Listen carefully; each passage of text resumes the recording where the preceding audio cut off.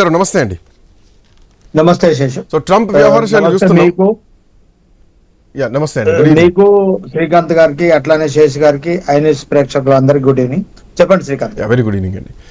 Trump నిర్ణయం తర్వాత భారత్ ఇప్పటికే ఈరోజు ఒక అత్యవసర కేబినెట్ సమావేశం పెట్టింది. అమెరికా నుంచి ఆయుధాలు కొనబోవని చెప్పింది. భారత ఉత్పత్తులపైన అమెరికా టారిఫ్లు విధిస్తోంది, స్పష్టంగా కనిపిస్తోంది. ఒకవేళ అక్కడ ధరలు పెరిగితే వాటి డిమాండ్ తగ్గి సప్లై కూడా తగ్గేటువంటి అవకాశం ఉంటుంది. కొనుగోళ్లు చాలా తక్కువగా జరుగుతాయి. సో ఇప్పుడు అమెరికా నిర్ణయాన్ని ఎట్లా చూడొచ్చు, మీ వ్యూ ఏంటి, భారత్కు ఉన్నటువంటి ఆప్షన్స్ ఏంటి? డెఫినెట్ గా శ్రీకాంత్, విషయం ఏంటంటే అమెరికా సామ్రాజ్యవాదం ప్రపంచం పైనే తాను కర్రపెత్తనం చేయాలి, ప్రపంచ దేశాలన్నీ తన లైన్ లో నడుచుకోవాలి, తన కనుసైగల్లో ఉండాలన్నటువంటి వ్యూహంతో గతంలో చాలా కాలంగా అదొక పెద్దన్న పాత్ర ప్రపంచం పైన పోషించాలని చూస్తోంది.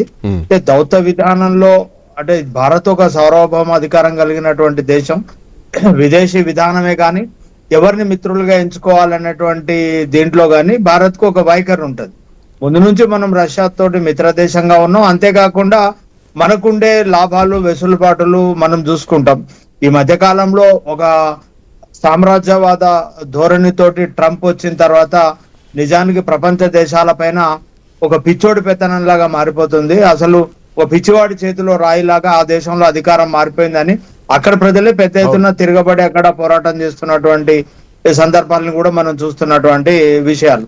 అయితే మనం కూడా ఏంటంటే గతంలో హౌడీ మోడీ లాంటి ప్రోగ్రామ్స్ నిర్వహించడం, ట్రంప్ కు మద్దతుగా మనం వెళ్ళి ఎన్నికల ప్రచారం నిర్వహించడం, గతంలో మనం దౌత్యంలో ఎప్పుడు అంటే ఆ తర్వాత జో బైడెన్ గెలిచిండు అక్కడ. కాబట్టి మన వైపు నుంచి కూడా చిన్న చిన్న ఇట్లాంటి దౌత్యపరంగా మనం ఎప్పుడు అంటే ఒక ప్రపంచ దేశాల్లో జరిగే ఏ ఎన్నికలైనా కానివ్వండి, ఆ ఎన్నికల్లో మనం నిజానికి జోక్యం చేసుకోకుండా ఉండడమే మన విదేశీ విధానం. అయితే మనం అంత దగ్గరగా వెళ్ళిన తర్వాత కూడా ట్రంప్ మనల్ని ఎక్కడా మిత్రదేశంగా చూడలేదు.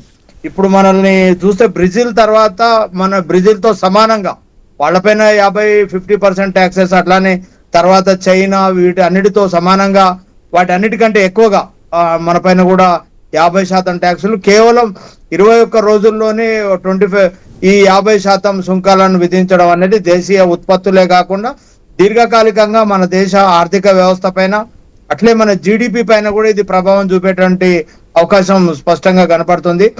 ఇప్పుడు తాజాగా మన ప్రధాని చైనా పర్యటన కూడా చేయబోతున్నారు. చైనాతో పాటు మనకు దగ్గరగా ఉండేటువంటి ఆసియన్ కంట్రీస్ తోటి ఇప్పుడు అట్లానే బ్రిక్స్ గురించి మిగతా వాటి సంబంధాలను మెరుగుపరుచుకునేటువంటి ప్రయత్నం కూడా మనం చేస్తా ఉన్నాం. అంటే ఈ దేశాల మధ్యన స్నేహ సంబంధాలు ఏర్పడితే డెఫినెట్ గా చైనాతో మన కనుక మంచి సంబంధాలు ఏర్పడితే ఖచ్చితంగా అమెరికా కౌంటర్ అయ్యేటువంటి అవకాశం తప్పకుండా ఉంటది.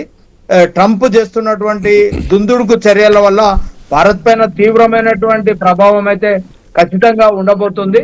ఇవి తాత్కాలికంగా దీన్ని మనం ఎదుర్కొని భవిష్యత్తులో దీని నుంచి బయటపడడం కోసం ఒక దీర్ఘకాలికమైనటువంటి వ్యూహరచనలోకి వెళ్ళాలి. ఇప్పుడు ఈ రష్యాని మనం మిత్ర దేశంగా ఉండడము అనేది చాలా కాలంగా స్వతంత్రం వచ్చినప్పటి నుంచి మన రెండు దేశాల మధ్యన ఇచ్చిపుచ్చుకునేటువంటి సంబంధాలు ఉన్నాయి. ఈ రోజు వాళ్ళు యుద్ధాన్ని ఆపడానికి, ఉక్రెయిన్ యుద్ధాన్ని ఆపడానికి నాటో దళాల్లోకి ఉక్రెయిన్ వెళ్ళింది కాబట్టి తను ఉక్రెయిన్ కు మద్దతుగా నిలబడి ఈరోజు ప్రపంచ దేశాల మీద తన ఆధిపత్యాన్ని నిరూపించుకోవడం కోసం ట్రంప్ చేస్తున్నటువంటి ప్రయత్నాల్లో భాగంగానే చూడొచ్చు. డెఫినెట్ గా దీని విషయంలో భారత్ నిలబడుతూ మన విదేశాంగ విధానం విషయంలో కానివ్వండి, లేకపోతే మన దౌత్యపరమైనటువంటి అంశాలలో మనం వేసేటువంటి ఎత్తుగడలు ఎలా ఉంటాయనేటువంటిది ఇది ఒక చతురత, దానిపైన ఆధారపడి ఉంటది శ్రీకాంత్.